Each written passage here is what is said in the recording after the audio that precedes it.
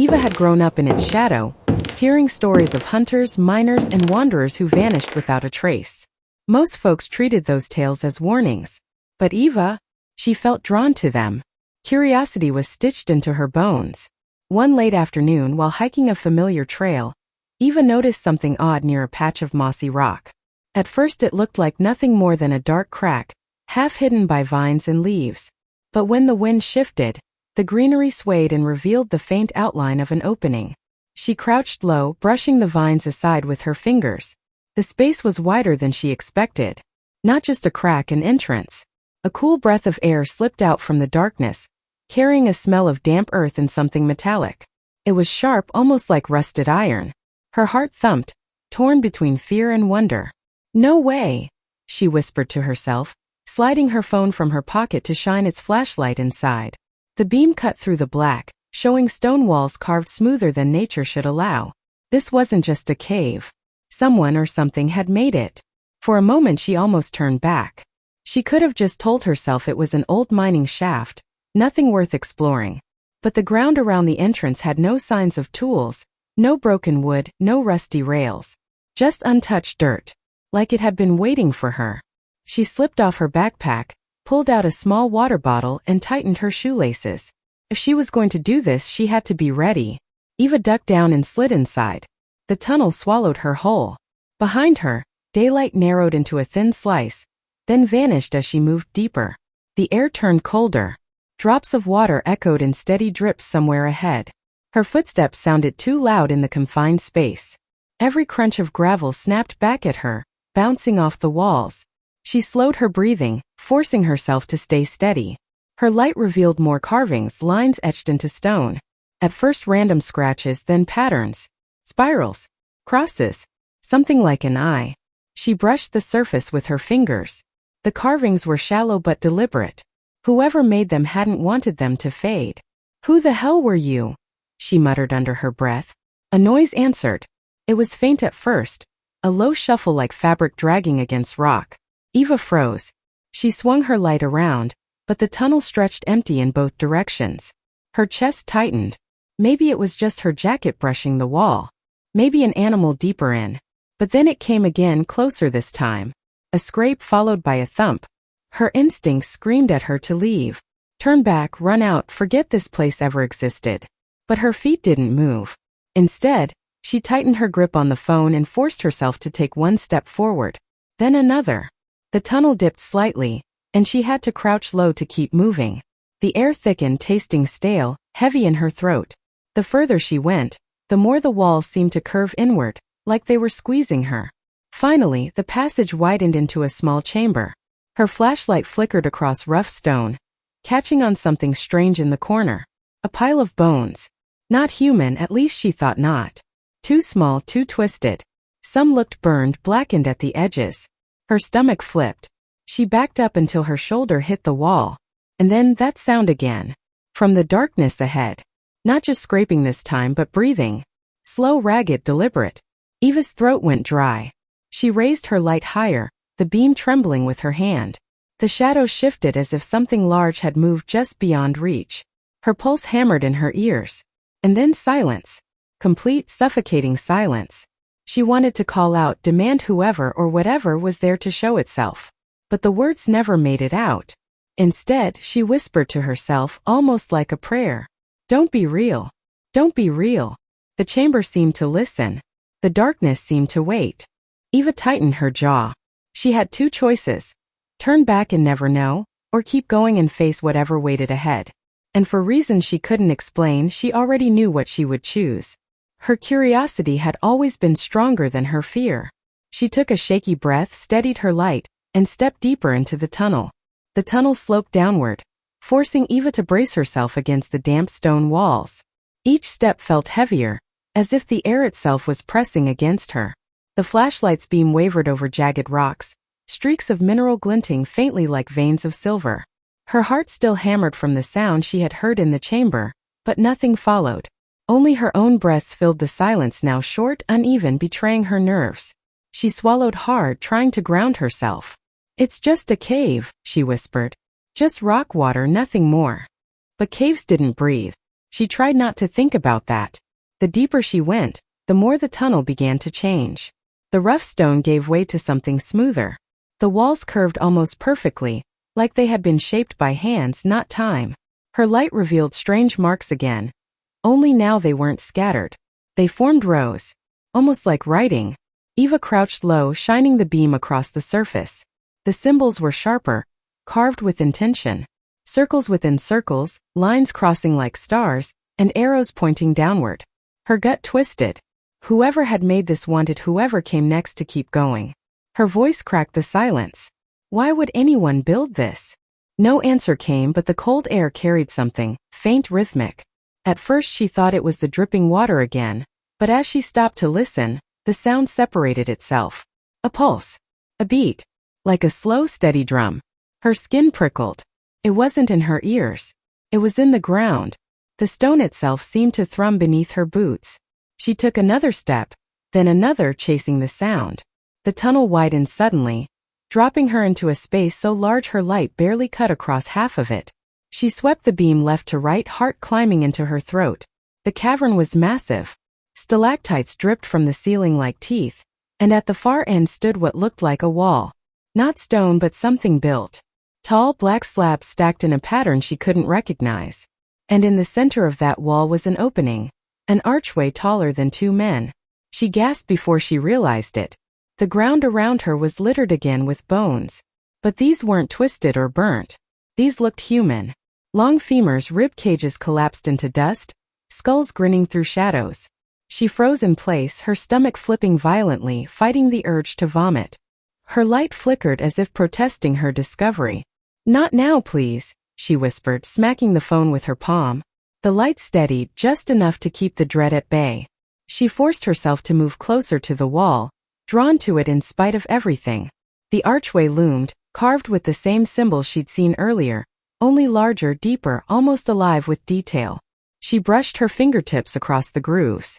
They were cold, biting against her skin. That was when she heard it again. Breathing. Not her own. It came from the other side of the arch. She froze, pressing her back against the stone, killing her light with a tap of the screen. The darkness rushed in instantly, swallowing her whole. She held her breath, forcing herself silent. The breathing grew louder. Rough, wet, like something dragging air through torn lungs.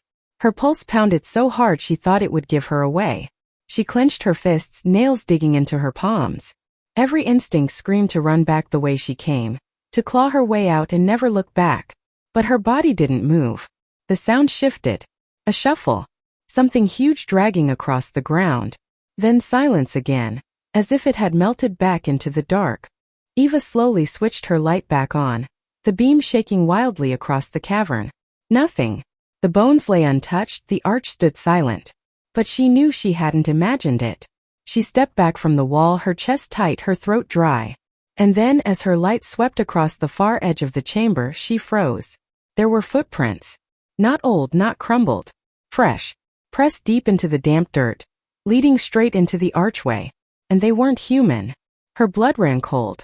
She stood there, frozen between retreat and obsession, staring at the prints that seemed too long, too wide, too heavy for anything she could name. The tunnel had become more than just stone and carvings. Something was alive down here. And it wasn't hiding. It was waiting. Eva's flashlight beam lingered on the footprints, her breath catching with every second. The prints were wrong. The toes spread wider than any boot. The heels sank deeper, as if the creature weighed far more than a human ever could. Each step pressed the earth into a perfect outline. Her instincts screamed again, leave, get out, while she still could. But something stronger held her in place. Curiosity, yes, but also a strange pull she couldn't explain. It was like the mountain itself had been whispering to her all these years, and now she was finally close enough to hear its voice. She swallowed, tightening her grip on the phone, and followed the trail toward the archway. Her feet dragged at first, each step a test of her own courage, until she stood beneath the massive curve of stone. The air here was colder, sharper, tasting faintly of ash. She lifted the light higher, sweeping over the carved symbols. They weren't random after all. Up close, she realized they formed a mural. Spirals became suns, crosses turned into stars, lines connected into a story.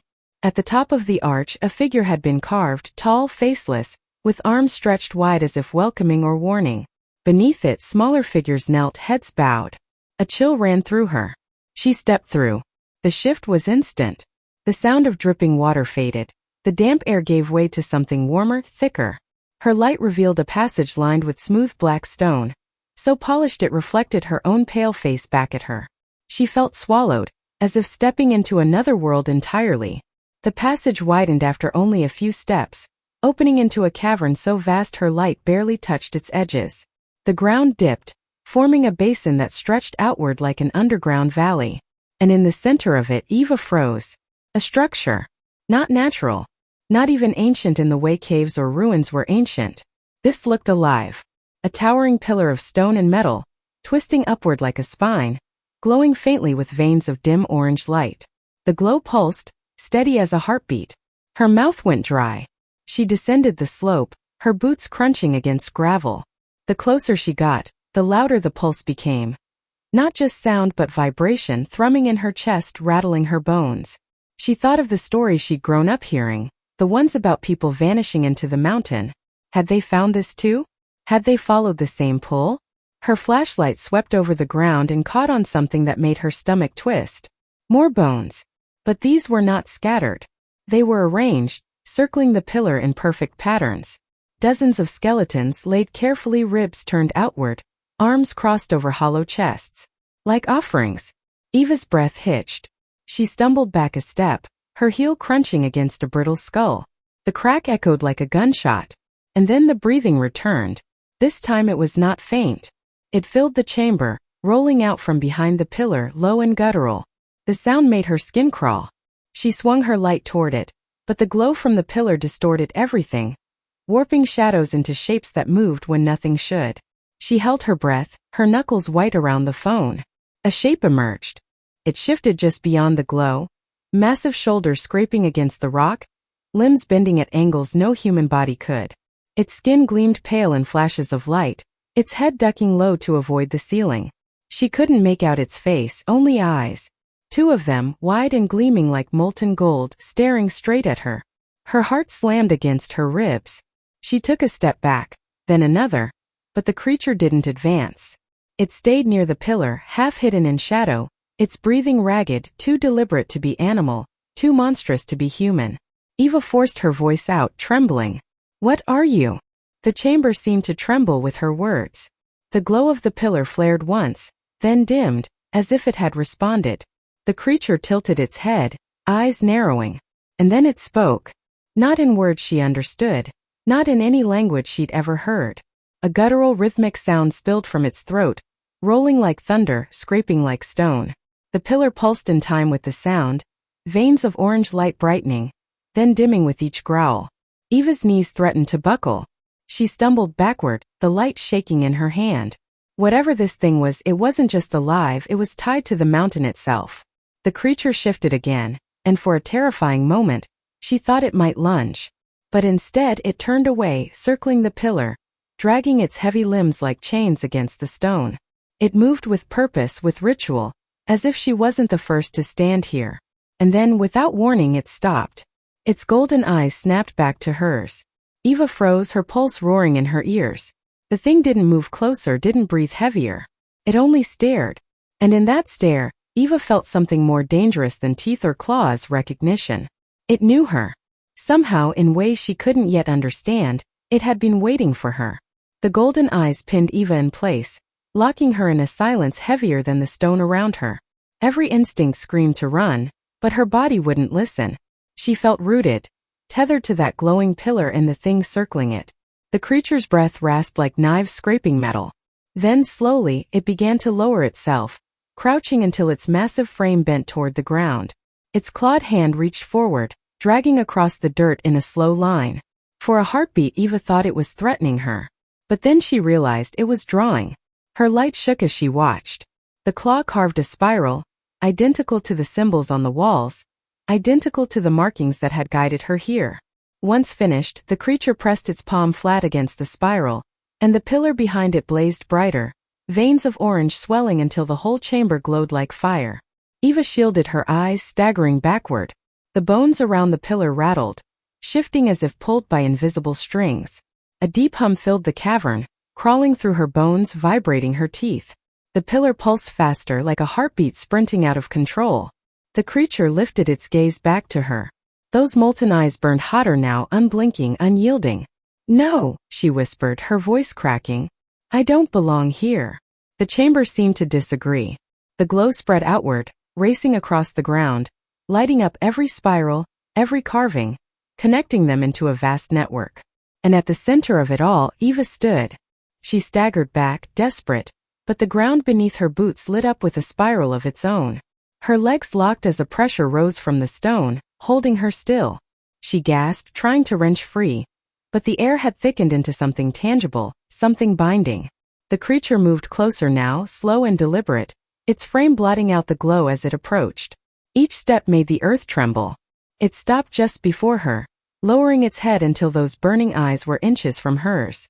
Eva's breath hitched. She wanted to scream, to swing, to fight, but all she could do was stare back. And in that stare she felt something terrifying. Not hunger, not rage, but recognition. It wasn't trying to kill her. It was choosing her. The pressure in her chest grew unbearable, like her very heartbeat was being pulled from her body. Her vision blurred, the world dimming at the edges. She could feel her pulse sinking with the pillar's rhythm, faster, harder, until it was no longer hers. "No, no, please." Her words cracked into nothing. The creature lifted its clawed hand, pressing it against her chest. Not piercing, not crushing, just resting, heavy and deliberate. The glow from the pillar flared so bright it erased the bones, the walls, the chamber itself. All that existed was the rhythm, the hum, the fire burning through her veins. And then silence. Eva collapsed to her knees, gasping, clutching her chest. The glow dimmed. The spirals faded. When her vision cleared, she realized the chamber was still. The pillar's light had softened to a faint pulse, steady and calm. The bones lay quiet once more. The creature was gone. Eva blinked, stumbling to her feet. Her phone's light flickered weakly, its battery nearly drained. She turned in circles, searching the shadows, but the golden eyes were nowhere. Only silence and stone remained. Her chest still throbbed, but differently now. The rhythm was no longer her own. It beat deeper, heavier, like an echo of the mountain itself. She staggered toward the passage, her every step unsteady, the world sharper, louder, alive in ways it hadn't been before. She could hear the faint trickle of water through the rocks, feel the vibrations of unseen tunnels branching out for miles, smell the cold minerals in the stone. Something had changed inside her. By the time she crawled back through the archway, up the narrow tunnel and out into the night, the mountain air hit her like ice water. She collapsed on the grass, staring up at the stars. For a moment she laughed, breathless, half crazed with relief. But when she pressed her hand to her chest, she felt it again. That second heartbeat. Steady. Inescapable. Her gaze drifted back to the mountain's dark silhouette. It loomed above her, vast and silent, but she knew it wasn't silent at all. She could feel it pulsing, alive like a living thing watching her. The creature hadn't let her go. It had marked her. And now, whether she wanted it or not, Eva belonged to the mountain.